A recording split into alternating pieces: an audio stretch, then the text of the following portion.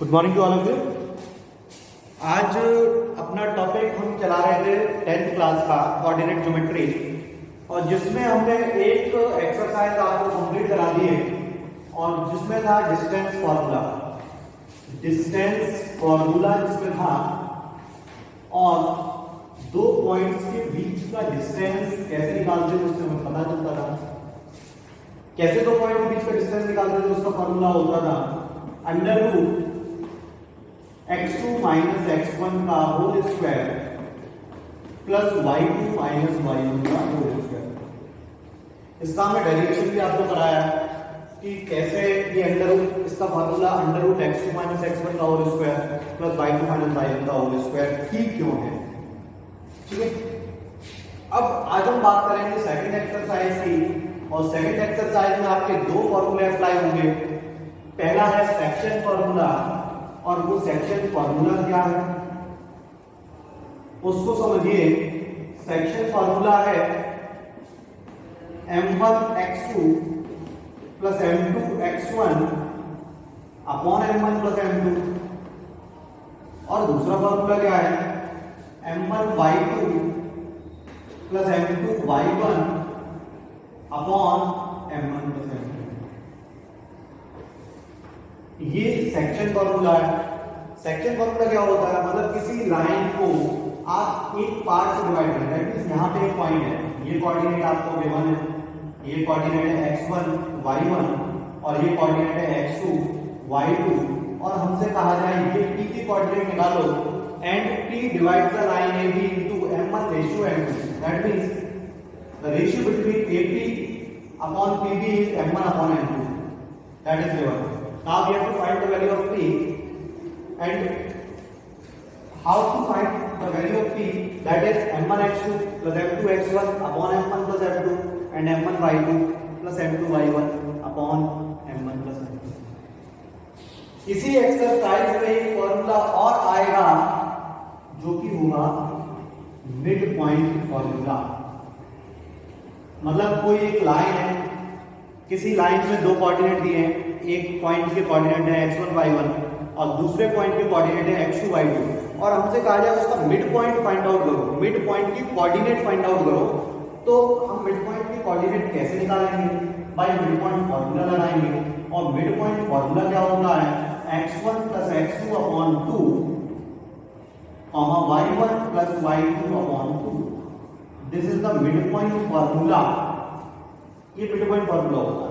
यहां तक आपको क्लियर हो गया। हमने बात कर ली सेक्शन फार्मूले की, बात कर ली डिस्टेंस फार्मूले की और मिड पॉइंट फार्मूले की। तो आज जो 7.2 डिपेंड है वो सेक्शन फार्मूले और मिड पॉइंट फार्मूलों पर डिपेंड है। ठीक है, तो इसको आगे कंटिन्यू करेंगे, एक्सरसाइज के कुछ क्वेश्चंस भी कराएंगे। तो स्टार्ट करते हैं हम एक्सरसाइज को।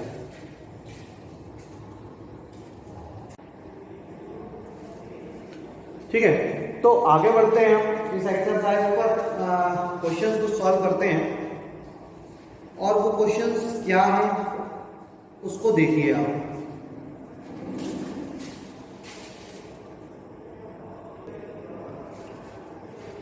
क्वेश्चन ये है, find the coordinates of the point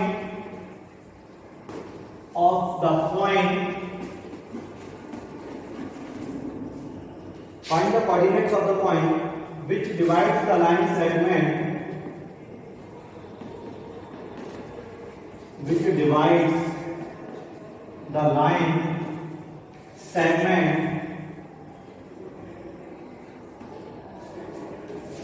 joining the point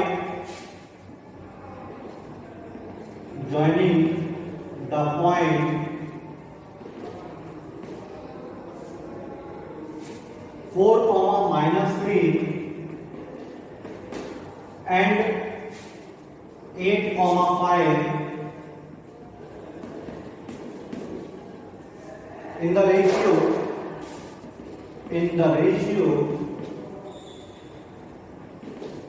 3:1 internally। ये क्वेश्चन है और इसको हमें सॉल्व करना है। तो जरा इस क्वेश्चन को समझिए। Find the coordinate of the point which divides the line segment joining the point, मतलब एक लाइन है जिसके दो पॉइंट दिए हैं, एक दिया है 4, -3 और एक दिया है 8, 5 और उसके बीच का कहीं भी एक पॉइंट है, ठीक है, यहां पर पॉइंट होगा मे भी, और जिसका रेशियो क्या है 3:1। ये 3:1 में इसको डिवाइड कर रहा है, ये ए कोऑर्डिनेट हो गए, ये बी के कोऑर्डिनेट हो गए और पी के कोऑर्डिनेट हमें फाइंड आउट करने हैं। तो कैसे इस क्वेश्चन को सॉल्व करेंगे इसको देखेंगे। सबसे पहले x1 की वैल्यू रखते हैं, x1 की वैल्यू 4 है, y1 की वैल्यू -3 है और x2 की वैल्यू 8 है और y2 की वैल्यू 5 है और m1 रेशियो m2 क्या है, m1 रेशियो m2 दिया है 3:1, 3:1 दिया है और कोई चीज रेशियो में दे रखी है तो उसके साथ में कांस्टेंट मान लेते हैं। तो हमने m1 की वैल्यू मान ली 3 है, m1 की वैल्यू मान ली 3 है और m2 की वैल्यू मान ली 1 है। m2 की वैल्यू क्या मान ली 1। अब हम इसके फॉर्मूले में कन्वर्ट करते हैं और फॉर्मूला होता है m1x2 plus m2x1 upon m1 plus m2 और क्या होता है m1/2 plus m2y1 upon m1 plus m2। ये फॉर्मूला है। अब इसको वैल्यू पुट करेंगे, देखिए कैसे। m1 के लिए क्या लिखेंगे, ये लिखेंगे, x2 के लिए क्या लिखेंगे 8 लिखेंगे, प्लस m2 के लिए क्या लिखेंगे 1 लिखेंगे और x1 के लिए क्या लिखेंगे 4 लिखेंगे upon m1 plus m2 that means 3a plus 1a। ये तो एक कोऑर्डिनेट आ गया, ठीक है। कॉमा लगा के दूसरी वैल्यू पुट करेंगे, दूसरी वैल्यू पुट क्या है, यहाँ पे थोड़ा सा रब कर देते हैं क्वेश्चन को।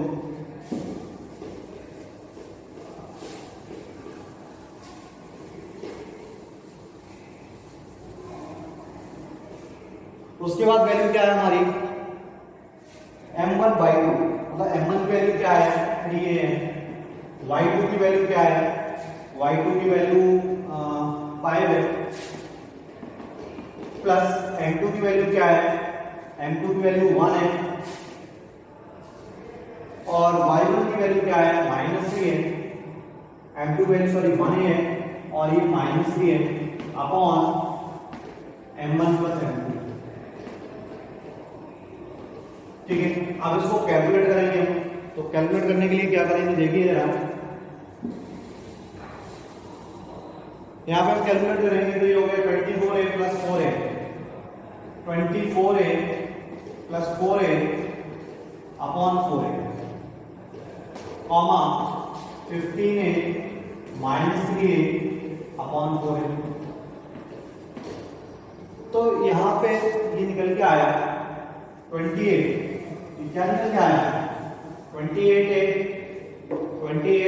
अपॉन 4a कॉमा और ये आया 12a upon 4a।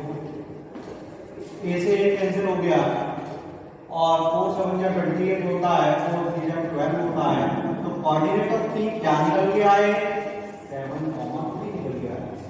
Coordinate of p क्या निकल के आया 7, 3, ठीक है। कोई दिक्कत नहीं है, बहुत सिंपल सा क्वेश्चन था। x1 x2 दिया, x1 y1 दिया था, x2 y2 दिया था, m1 रेशियो m2 दिया था और फॉर्मूला था हमारे पास m1 x2 plus m2 x1 upon m1 plus m2 और m1 y2 plus m2 y1 upon m1 plus m2 और इस फॉर्मूले में हमने वैल्यू रखी और वैल्यू रखने के बाद कैलकुलेशन की और point of coordinate of point p निकल के आया 7, 3। यहां तक कोई दिक्कत नहीं है, हमें सब समझ में आ रहा है। आगे बढ़ते हैं, इस क्वेश्चन के आगे बढ़ते हैं।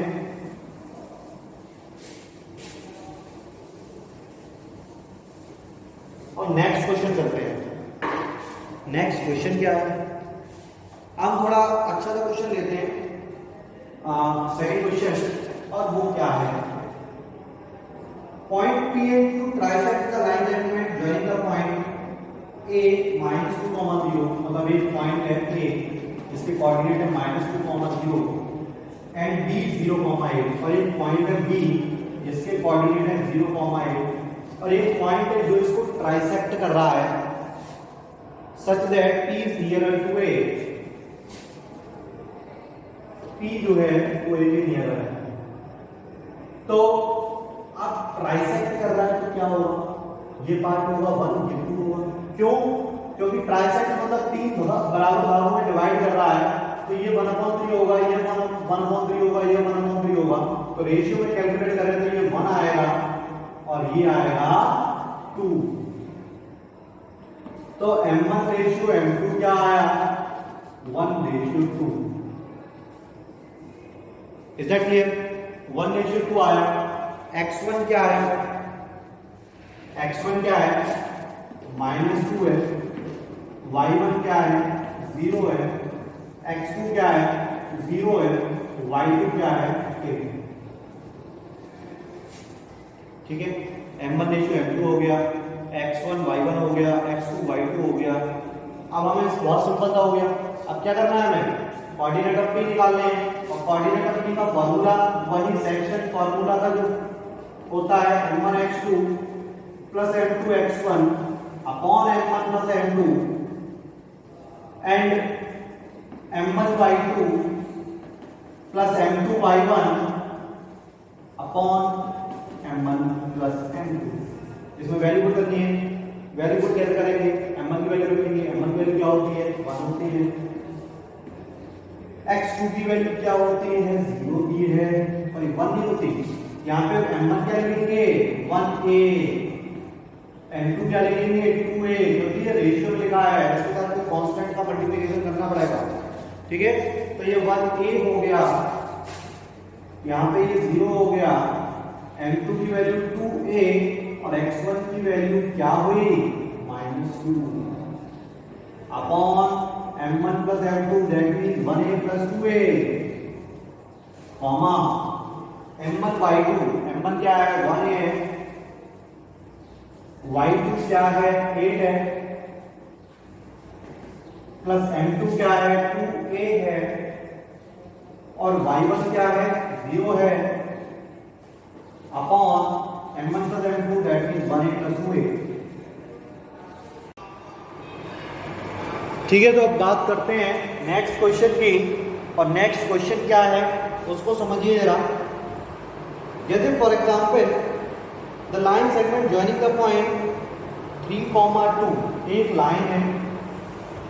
लाइन है और जिसके जॉइनिंग पॉइंट क्या है, 3,-4 है, 3,-4 है और दूसरा पॉइंट क्या है, 1,2 है। इसको हमने a और b मान लिया।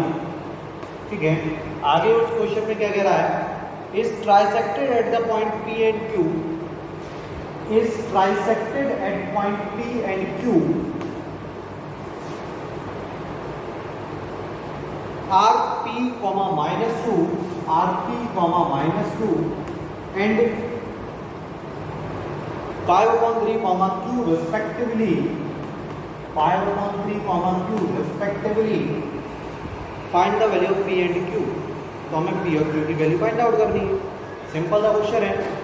तो इसमें क्या करना पड़ेगा, ट्राइसेक्टेड कर रहा है तो m1 रेशियो m2 क्या होगा, यहां से यहां तक पूरी होगी 1 और यहां से पूरी यहां तक पूरी होगी 2, क्योंकि पहले हम कोऑर्डिनेट ऑफ P निकाल रहे हैं, P के कोऑर्डिनेट निकाल रहे हैं। तो हमें मालूम है x1 क्या होगा, x1 3 होगा, y1 -4 होगा, x2 1 होगा, y2 2 होगा और m1 रेशियो m2 क्या होगा, 1:2 होगा। Is that clear? m1 ratio m2 क्या होगा, 1:2 होगा। ठीक है, p कोऑर्डिनेट के लिए 1:2 होगा। ठीक है, तो कोऑर्डिनेट ऑफ p निकालने के लिए हम फॉर्मूला लगाएंगे, m1x2 plus m2x1 upon m1 plus m2 upon m1 plus m2। और दूसरा फॉर्मूला क्या है, नेक्स्ट फॉर्मूला क्या है, m1y2 plus m2y1 upon m1 plus m2। Is that clear? तो अब इसमें वैल्यू रखेंगे। वैल्यू क्या होगी, m1 की वैल्यू होगी 1a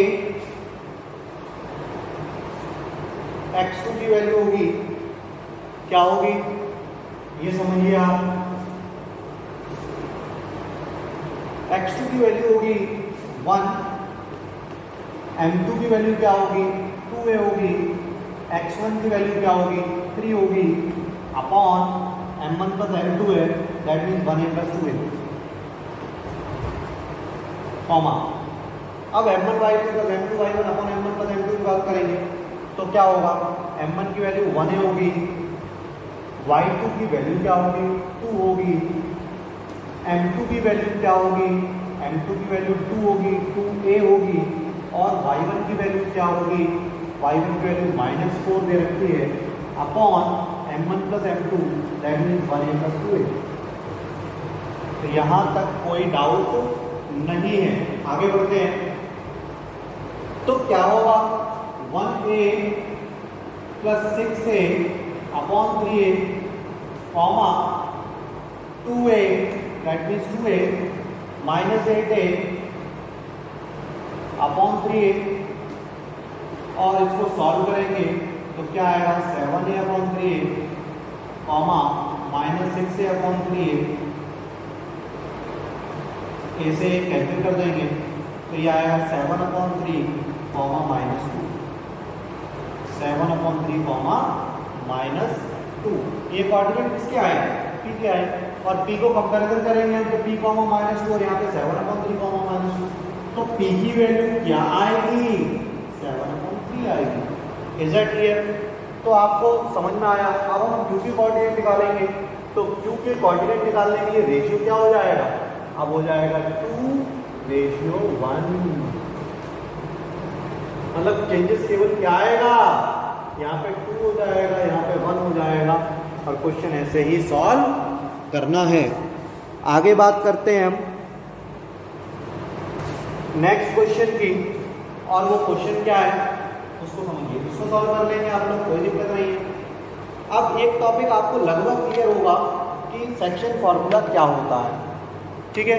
कभी कभी मिड पॉइंट फार्मूला भी क्वेश्चन कर लेते हैं, मिड पॉइंट फार्मूला आ जाता है, जैसे for example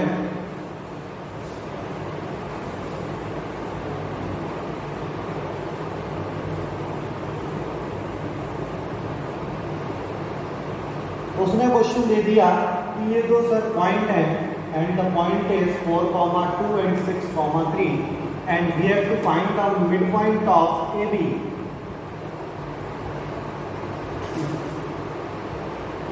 We have to find the midpoint of AB.